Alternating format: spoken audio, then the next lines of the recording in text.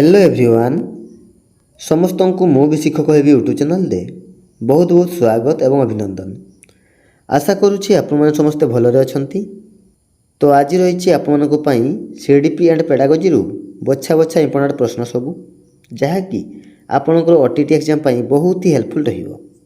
तो लर्नर्स जो मैंने चैनल प्रथम थर विजिट करछंती से माने चैनल टी को सब्सक्राइब करके बेल आइकन को प्रेस कर देबे जहाँफल आग को आसुवा प्रत्येक वीडियो नोटिफिकेशन सर्वप्रथमे आपण पाक पहुँचो।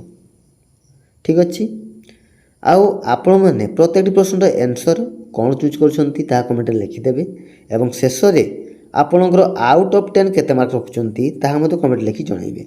ठीक अच्छे तो चलतु आउ डे न करिकी क्लास टी को आरंभ करिया।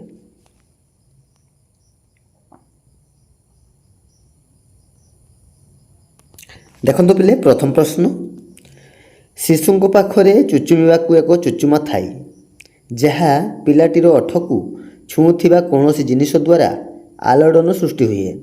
यह डैश एक उदाहरण अटे। शिशु पाखरे चुचुमिबा को एक चुचुमा थाई जहाँ पिलाटीर ओठ को छुँवा कौन जिनिस द्वारा आलोड़न सृष्टि हुए। यह होउछि कहार उदाहरण पिले? ऑप्शन ए योजना, ऑप्शन बी संतुलन, ऑप्शन सी परिपक्व, ऑप्शन डी आवास। कौन हम राइट आंसर? ऑप्शन ए योजना। ठीक अच्छे ऑप्शन ए हो राइट आंसर। यह हूँ योजनार एक उदाहरण। ठीक अच्छे मन रखियो। नेक्स्ट क्वेश्चन नंबर 2 उत्तेजना डैश उत्तेजना सामान्यकरण विपरीत अटे।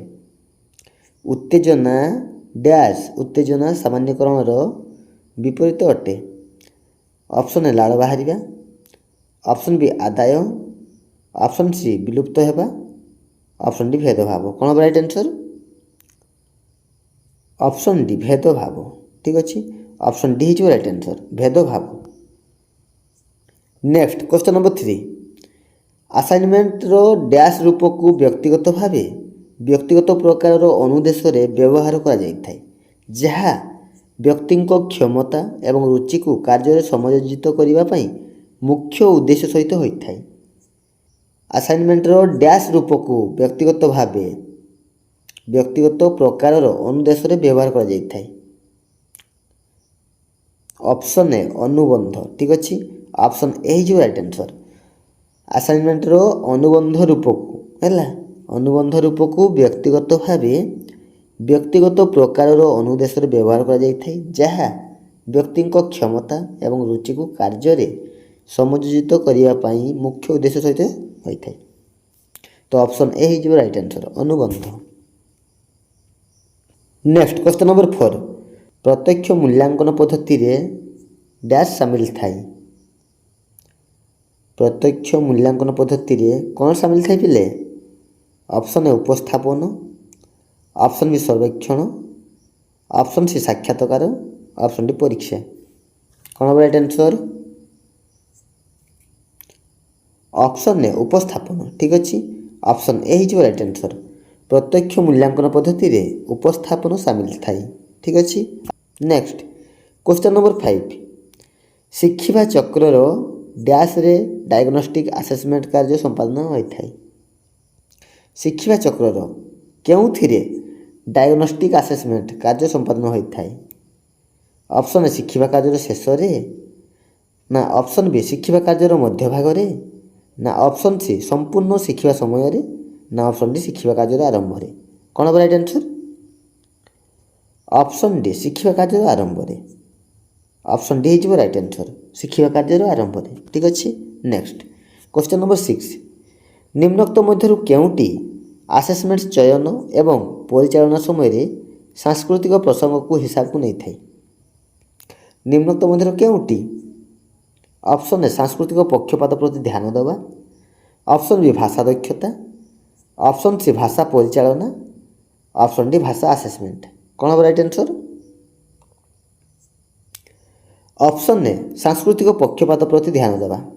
ठीक अच्छे ऑप्शन ए हो राइट आंसर सांस्कृतिक पक्षपात प्रति ध्यान देवा। नेक्स्ट क्वेश्चन नंबर 7 शिक्षा ग्रहणकारी खूब शीघ्र मातृभाषा शिक्षा करथांती कारण से स्थानीय और संस्कृतिगत परिवेश संस्पर्श ଆସିଥାନ୍ତି, ଯାହାକୁ ଡେସ୍ରେ ଦର୍ଶାଯାଇଛି।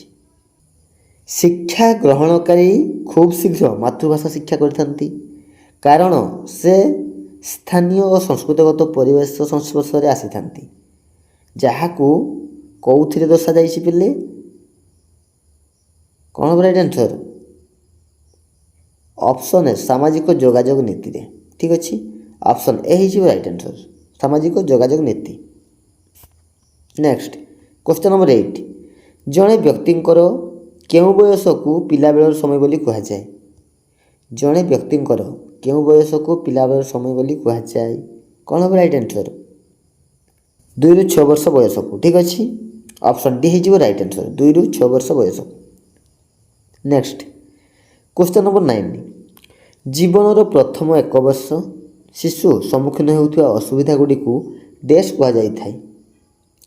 ଜୀବନର ପ୍ରଥମ 1 ବର୍ଷ ଶିଶୁ ସମ୍ମୁଖୀନ ହେଉଥିବା ଅସୁବିଧା ଗୁଡ଼ିକୁ କ'ଣ କୁହାଯାଇଥାଏ ପିଲେ? କ'ଣ ହେବ ରାଇଟ୍ ଆନ୍ସର୍? ଅପସନ୍ ଡି ବିଶ୍ୱାସ ବନାମ ଅବିଶ୍ୱାସ। ଠିକ୍ ଅଛି, ଅପସନ୍ ଡି ହେଇଯିବ ରାଇଟ୍ ଆନ୍ସର୍, ବିଶ୍ୱାସ ବନାମ ଅବିଶ୍ୱାସ। ନେକ୍ସଟ କ୍ୱେଶ୍ଚନ୍ ନମ୍ବର 10, ଦେଖ ପିଲେ ଶେଷ ପ୍ରଶ୍ନ, ନିମ୍ନୋକ୍ତ ମଧ୍ୟରୁ କେଉଁଟି ଛାତ୍ରଛାତ୍ରୀ କେନ୍ଦ୍ରିକ ଶିକ୍ଷାଦାନ ପ୍ରଣାଳୀ ନୁହେଁ? ନିମ୍ନଲିଖିତ ମଧ୍ୟରୁ କେଉଁଟି ଛାତ୍ରଛାତ୍ରୀ କେନ୍ଦ୍ରିକ ଶିକ୍ଷାଦାନ ପ୍ରଣାଳୀ ନୁହେଁ? କ'ଣ ହେବ ରାଇଟ୍ ଆନ୍ସର୍? ଅପସନ୍ ଡି ଅଧ୍ୟାପନା ସହିତ ପ୍ରଦର୍ଶନ। ଠିକ୍ ଅଛି, ଅପସନ୍ ଡି ହେଇଯିବ ରାଇଟ୍ ଆନ୍ସର୍, ଅଧ୍ୟାପନା ସହିତ ପ୍ରଦର୍ଶନ। ଏହା ଛାତ୍ରଛାତ୍ରୀ କେନ୍ଦ୍ରିକ ଶିକ୍ଷାଦାନ ପ୍ରଣାଳୀ ନୁହେଁ। ଠିକ୍ ଅଛି। ନେକ୍ସଟ ଦେଖ ପିଲେ ଆପଣମାନଙ୍କ ପାଇଁ ହେଲା କମେଣ୍ଟ ୱାର୍କ। ଆଉ ପ୍ରଶ୍ନଟି ରହିଛି, ଶିକ୍ଷାଦାନ ମଧ୍ୟରେ କରାଯାଉଥିବା ମୂଲ୍ୟାୟନ ହେଉଛି ଡ୍ୟାସ୍। ଶିକ୍ଷାଦାନ ମଧ୍ୟରେ କରାଯାଉଥିବା ମୂଲ୍ୟାୟନ। ତ ଏ ପ୍ରଶ୍ନର ସଠିକ୍ ଆନ୍ସର୍ କ'ଣ ହେବ ତାହା ଆପଣମାନେ କମେଣ୍ଟ ସେକ୍ସନ୍ରେ ଲେଖି ଜଣାଇବେ। ଆଉ ଆପଣଙ୍କର ଆଉଟ୍ ଅଫ୍ 10 କେତେ ମାର୍କ ରଖିଛନ୍ତି ତାହା ମଧ୍ୟ କମେଣ୍ଟରେ ଲେଖି ଜଣାଇବେ। ଠିକ୍ ଅଛି, ତ ଭିଡ଼ିଓ ଯଦି ଭଲ ଲାଗିଥାଏ ଲାଇକ୍ କରିବାକୁ ଭୁଲିବେନି, ଲାଇକ୍ କରିଦେବେ ଏବଂ ନିଜର ସାଙ୍ଗସାଥିମାନଙ୍କୁ ସେୟାର ମଧ୍ୟ କରିଦେବେ। ତ ଆଉ ଗୋଟେ ନୂଆ ଭିଡ଼ିଓ ଦେଖା ହେବ, ସେ ପର୍ଯ୍ୟନ୍ତ ରହୁଛି। ଧନ୍ୟବାଦ, ଜୟ ଜଗନ୍ନାଥ।